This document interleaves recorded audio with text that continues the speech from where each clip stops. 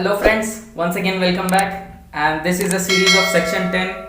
So in my last video I showed you the starting 5 requirements of valid contract. So section 10 में वो सारे 9 requirements लिखे हुए हैं जिस जिस चीज़ को ज़रूरी है requirements एक valid contract को बनने के लिए. कंसिडरेशन, एग्रीमेंट, वॉइड कॉन्ट्रैक्ट क्या होता है, वॉइडेबल कॉन्ट्रैक्ट क्या होता है, लॉ का पूरा नॉलेज आपको मिलेगा हमारे चैनल पे.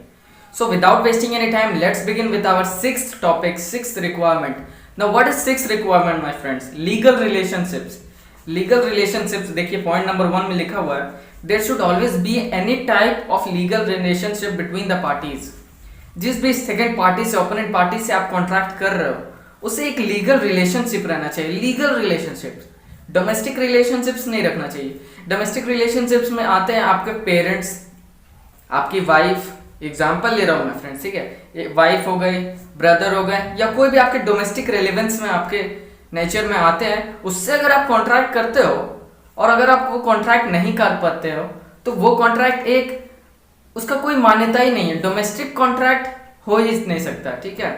डोमेस्टिक कॉन्ट्रैक्ट अगर किसी भी डोमेस्टिक रिलेटिव से अगर आप कॉन्ट्रैक्ट करते हो तो it is not a valid contract. Okay, valid contract सिर्फ एक लीगल रिलेशनशिप पर्सन से हो सकता है, किसी अननोन पर्सन से या किसी बिजनेसमैन से आपने ले लिया या किसी से ले लिया.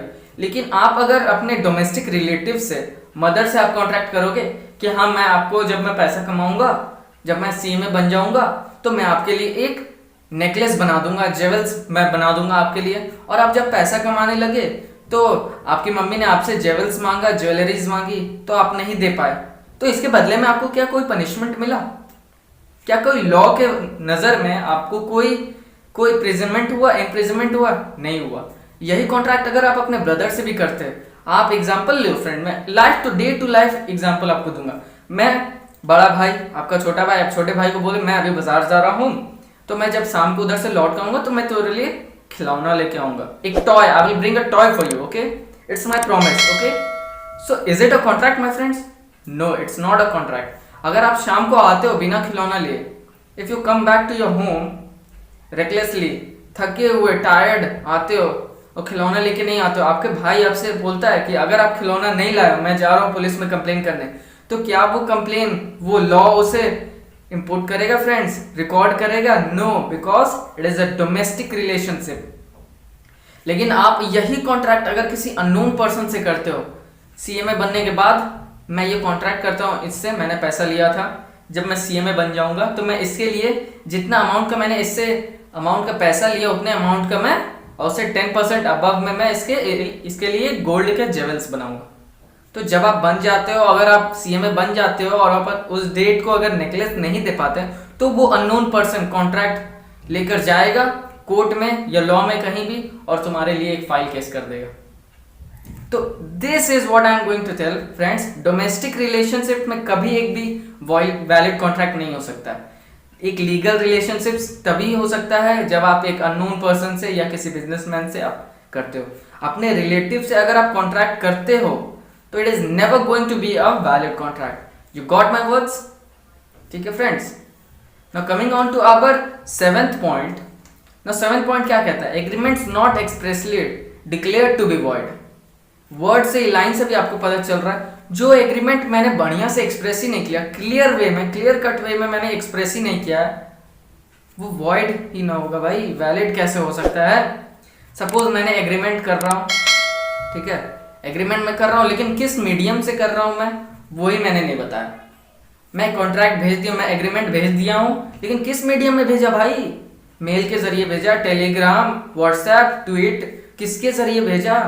क्लियरली ये लिखा हुआ नहीं रहता है एग्रीमेंट में. This is why it is called as void contract. Express करना होगा कि क्या आपको चाहिए, क्या नहीं चाहिए, कितने क्वांटिटी में चाहिए, कौन सा क्वालिटी चाहिए. It is very necessary to express your qualities, express your agreement briefly to the second party. This only what the 7 point says. Your expression should be clear and cut to the second part. Now coming on to our 8th point, which is very important my friends, mind to by words. 8 point बहुत important है. ये contract ये कहता है, 8 point ये है bullet words friend, certain and capable of performance. Certainty रहना चाहिए और केपेबल होना चाहिए परफॉर्मेंस के लिए। क्या क्या जरूरी है? फर्स्ट पॉइंट देखो फ्रेंड्स क्या लिखा हुआ है, here the terms and condition, quality, quantity and every detail should be stated properly. जो भी क्वांटिटी, जो भी सामान आप खरीद रहे हो, जिस भी चीज का एग्रीमेंट कॉन्ट्रैक्ट हो रहा है, उसका क्वालिटी, क्वांटिटी, किस वे में, उसका सारा डिटेल्स आपको प्रॉपरली मेंशन करना है कॉन्ट्रैक्ट में, एग्रीमेंट में। प्रॉपर वे में एक प्रॉपर डाटा आपको चाहिए एग्रीमेंट में कि अगर आप इस क्वालिटी का, अगर आप क्लोथ खरीद रहे हो किसी भी बड़े बाजार में जाके, अगर आप क्लोथ खरीद रहे हो किसी बड़े मार्केट से, डीलर से, तो आप कोई भी क्लोथ जाके नहीं खरीद सकते, हाँ मुझे ये क्लोथ भेज देना, तो भेज देना, कितना भेजना है भाई, कौन सी क्वालिटी में भेजना है, कितने क्वांटिटी में भेजना है, कौन से कलर में भेजना है, कहां भेजना है, किस मीडियम में भेजना है, कितना बैरल भेजना है, इसको प्रॉपरली आपको मेंशन करना होगा। ठीक है। Second point, if this agreement will not contain the proper explanation, अगर एक एग्रीमेंट प्रॉपर एक्सप्लेनेशन कंटेन नहीं करता है ऑफ द ऑब्जेक्ट और anything, it will be called as void agreement. Friends example लेता हूं, मान के चलो मेरा एक कपड़े का दुकान है और आप मेरे दुकान आए कि हाँ भाई मुझे कपड़ा चाहिए, तो मैं आपसे पहला क्वेश्चन क्या पूछूंगा, कौन सा कपड़ा चाहिए? अब मुझे दिखाओगे ये वाला कपड़ा दिखाओ, बोले कौन से कलर में, इसके पास, मेरे पास बहुत सारी कलर वैरायटी है, कितने क्वालिटी में चाहिए, कौन सी क्वालिटी लेवल चाहिए, मेरे पास इस कपड़े में 3 क्वालिटी है इस कलर में। तो ये सारा क्वेश्चन, तो इसका आंसर आपको प्रॉपरली एक एग्रीमेंट में आपको मेंशन करना होगा। Yes, mister Sunil is buying a cloth from mister Dhanraj of this colour, this quantity and this quality as mentioned below. ठीक है, आपको प्रॉपरली हर एक स्टेटमेंट मेंशन करना होगा। ठीक है, this is only what the 8th point clearly states. Okay my friends, now coming on to our 9th point.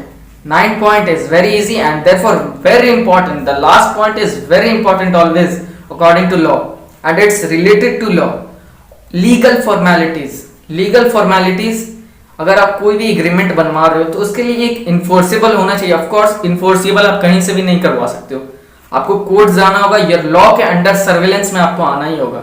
जब तक आप लॉ के सर्विलेंस में आओगे नहीं, लॉ के नजर में आप नहीं आओगे, इन्फोर्सेबल आपका कैसे होगा? इन्फोर्स नोटरी आपको कराना होगा, स्टैंप दिलवाना होगा। ठीक है, सो legal formalities is at last and but not the least, it's very important for a valid contract. ठीक है, any agreement should always complete it all of the legal formalities. एक कोई भी पर्टिकुलर कॉन्ट्रैक्ट को अपना सारा लीगल फॉर्मेलिटीज पूरा करना चाहिए, जो भी उसके कॉन्ट्रैक्ट का लीगल फॉर्मेलिटीज है। All the requirement should be fulfilled, जितने भी तरह के रिक्वायरमेंट्स है वो सारे के signature, stamps and what not, सब सारे चीज फुलफिल्ड रहने चाहिए। ठीक है, रिक्वायर्स रजिस्ट्रेशन होता है, नोटरी होता है, स्टाम्प होता है। ठीक है, सिग्नेचर एंड ऑल एविडेंसेस। अगर आप ह्यूज अमाउंट में एक कॉन्ट्रैक्ट कर रहे हो, एक एग्रीमेंट करोड़ों में कॉन्ट्रैक्ट होता है, ठीक है एग्रीमेंट, तो उसके लिए काफी तरह के लीगल फॉर्मेलिटीज रहते हैं, तो वो सारे लीगल फॉर्मेलिटीज आपको पूरा करना होगा। ठीक है, इफ नॉट डन, अगर ये लीगल फॉर्मेलिटीज पूरा नहीं होता है, then it is called as void agreement. तो क्या पढ़ा फ्रेंड्स हमने? ये सारे 9 रिक्वायरमेंट्स अगर फुलफिल नहीं होते तो इन्हें क्या कहा जाएगा? Void agreement.